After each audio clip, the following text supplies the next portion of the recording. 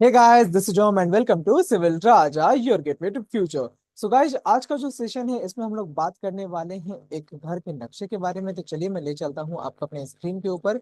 और यहाँ पे सबसे पहले तो अगर आपने हमारे चैनल सिविल राजा को अभी तक सब्सक्राइब नहीं किया है तो प्लीज चाहिए इसे सब्सक्राइब कीजिए, क्योंकि यहाँ पे आपको बहुत सारी वीडियोज मिल जाएंगी जो आपके काम की हो सकती हैं। अगर आप एक सिविल इंजीनियर हैं या फिर आर्किटेक्ट हैं या फिर कोई ऐसा इंसान है जो अपना घर बनाना चाहते हैं, यहाँ हमारे प्लेलिस्ट में जाने के साथ ही आपको बहुत सारे अलग अलग प्लेलिस्ट मिल जाएंगे। जैसे आपको साइट विजिट की वीडियो मिलेंगे, देन आपके पास स्ट्रक्चर डिजाइन सीखना है तो उसकी काफी सारे वीडियोज हैं, घर के नक्शे से रिलेटेड है, हॉस्पिटल प्लान के बारे में है, देन उस किस तरीके से स्ट्रक्चरल ड्राइंग को बनाया जाता है, ये सारी चीजें आपको यहाँ पे देखने को मिले। तो चलिए आज के सेशन को शुरू करते हैं और यहाँ पे हम लोग चलते हैं डायरेक्टली अपने क्लाइंट के रिक्वायरमेंट के हिसाब से बनाते एक नक्शे के बारे में, जिसका कि प्लॉट का साइज था 14 फीट बाई 45 फीट अप्रोक्सीमेटली। तो ये हमारा साइज था, 1-2 इंच का इधर उधर फर्क है यहाँ पे। तो आप देख सकते हो कि यहाँ पे 3 अलग अलग कॉन्सेप्ट मैंने पहले बनाया है। ओके। और इसमें से जो क्लाइंट ने फाइनलाइज किया है उसको भी मैं आपको बताने वाला हूँ। तो ये क्लाइंट का रिक्वायरमेंट है कि G+1 का रेसिडेंशियल बिल्डिंग बनाना है उनको। और जो एरिया है वो है 14 फीट बाई 45 फीट, जिसका कि मतलब है, अगर मैं कैलकुलेटर यहाँ पे ओपन कर लूँ तो ये हो जाएगा 14 फीट बाई 45 फीट, जो कि हो जाता है 630 स्क्वायर फीट का एरिया है इनके पास। तो पहले कॉन्सेप्ट पे चलते हैं। तो यहाँ पे हम लोगों ने एक 5 मीटर वाइड पैसेज दिया है। ओके। देन इस पैसेज से आप सीधा जाएंगे हॉल में। हॉल होगा आपका 13 feet 2 inch by 11 feet 7 inch का, और इसी हॉल से अटैच हमारा किचन।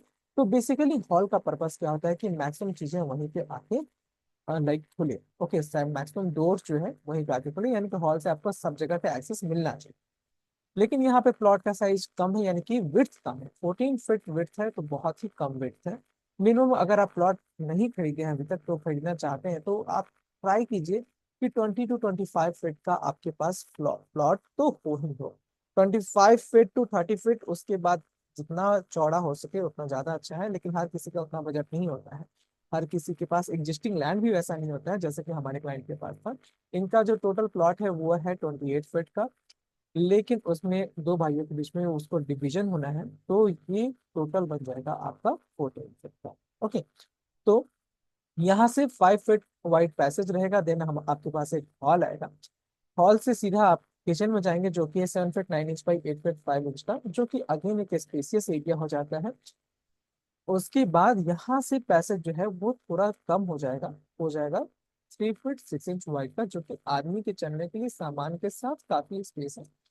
उसके बाद बगल में एक बेडरूम है 9 फीट 3 इंच बाई 10 फीट का। इस बेडरूम का विंडो जो है हॉल में ओपन होता है, तो वेंटिलेशन की कोई दिक्कत नहीं है। किचन का जो विंडो है वो बाहर की तरफ यानी कि रोड की तरफ ओपन होता है, तो अगेन यहाँ पे वेंटिलेशन का कोई इशू नहीं है। रोड भी इनके पास 8 फीट वाइड है।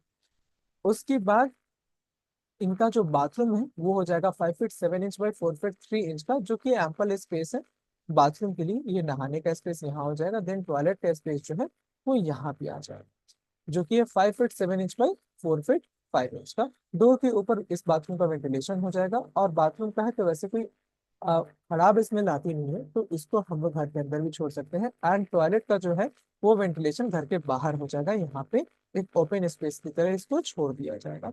देन यहीं से हम लोग का स्टेयर स्टार्ट हो जाएगा, जो इधर से चढ़ेगा और यहाँ पे ऊपर में आके खत्म हो जाएगा।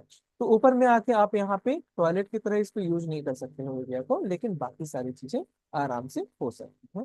और यहाँ पे स्टेयर्स के नीचे आप थोड़ा बहुत स्टोरेज का एरिया बना सकते हैं। ओके।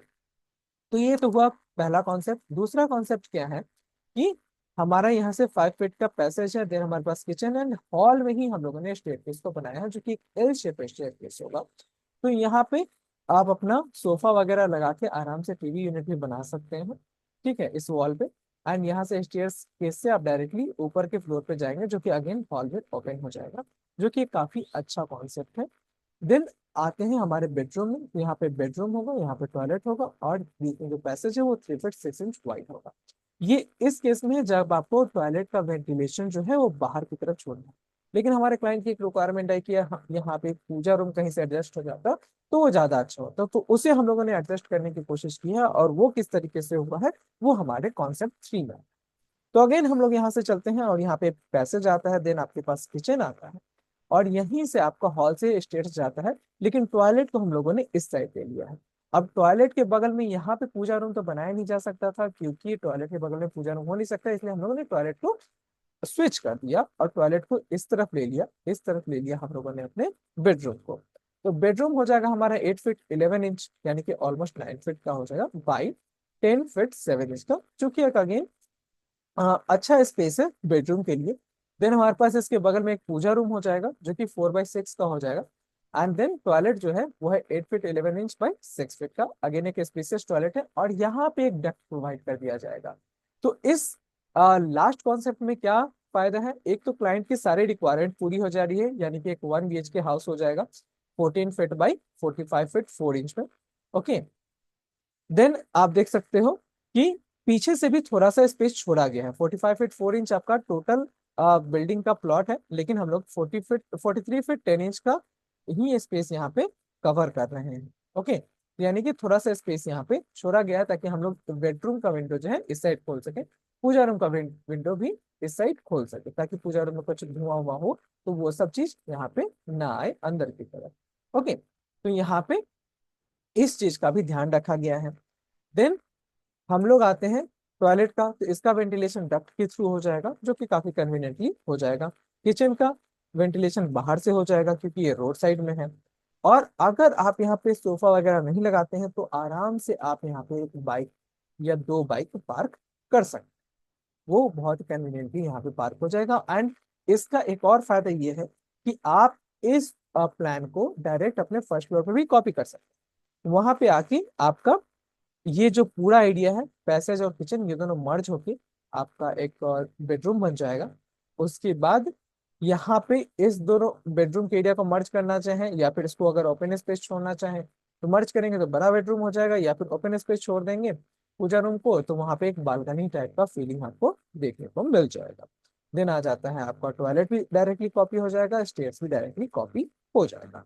आप इस चाहे तो स्टेयर केस के पोर्शन को ओपन रखें, पैसेज के थ्रू बनाए तो डबल हाइटेड लाइक फ्लोर भी बन सकता है, या फिर अगर आप इसको क्लोज कर देंगे तो आपका और भी कन्वीनियंट हो जाएगा।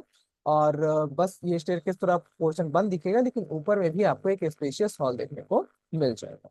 सो गाइज, आपको ये सारे प्लान्स कैसे लगे, ये कॉन्सेप्ट कैसा लगा, और आपको ये कॉन्सेप्ट की जर्नी कैसी लगी कि कैसे हम लोग एक प्लान को शुरू करते हैं और कहाँ तक पहुंचते हैं, ये आप कमेंट सेक्शन में जरूर बताइएगा। अगर आप चाहते हैं कि मैं आपके घर के लिए एक बिल्डिंग प्लान बनाऊं तो आप मुझे कांटेक्ट कर सकते हैं। मेरा जो नंबर है वो है 8433248864, और आप मुझे इस नंबर पे कॉल या व्हाट्सएप कर सकते हैं। So that's all for today's guys, and मिलते हैं नेक्स्ट वीडियो में किसी नए हाउस प्लान के साथ। Thank you.